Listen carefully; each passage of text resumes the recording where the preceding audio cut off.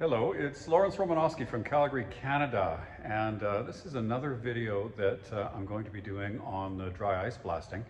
I did one before on the interior of an ML500. It was 20 years old.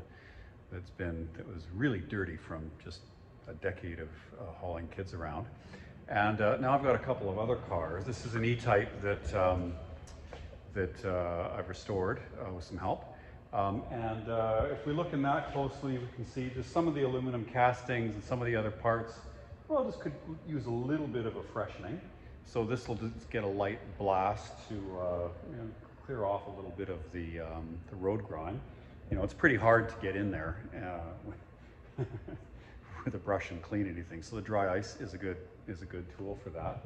And then I've got this SL55, which I'm selling, and I'm going to start with it. And it's a good car and no paint work, but the guy did live on a gravel road, and so you can see that the underside is covered with a sort of film of dust. And so we're going to go through under this car and see if we can clean it up a little bit and just make it look a little bit prettier, and we'll get in the wheel wells and so on. And then we'll just get a general idea of kind of what you can do with a dry ice machine. And the one we're using right now is a low pressure machine.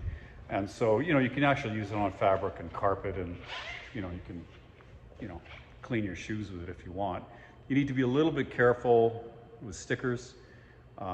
Obviously, you wouldn't use it on like an open pore wood at a close distance, or leather at a close distance. So you have to be a little bit careful, but you can adjust the pressure. But I think it's easy just to pull back a little bit. So as long as you're not within about 6 inches, you probably put your hand up there and it'll be fine. I don't want to try that. But anyway, so let's get going, and we'll show you what we can do with this SL55. We'll also do the backs of the wheels, and we'll clean in there and get that a little bit better. And then we'll work on all of these under trays and so on, and just get that to look a bit better. Okay, so I'll turn the camera around. We'll start the dry ice machine, and let's see how we do.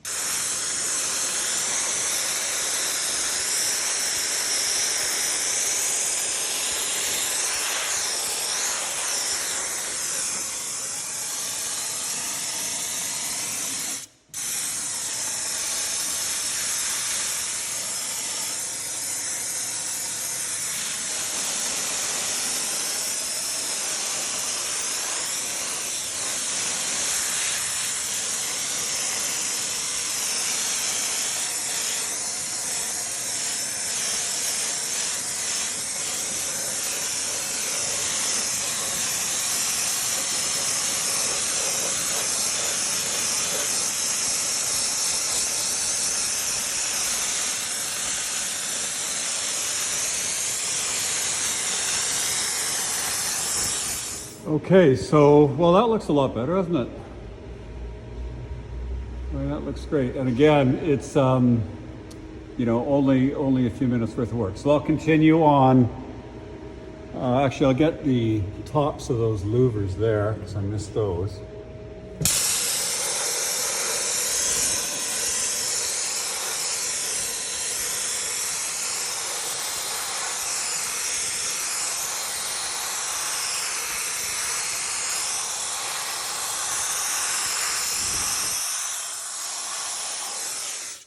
There is some tar there, and that's not coming off with anything except tar remover.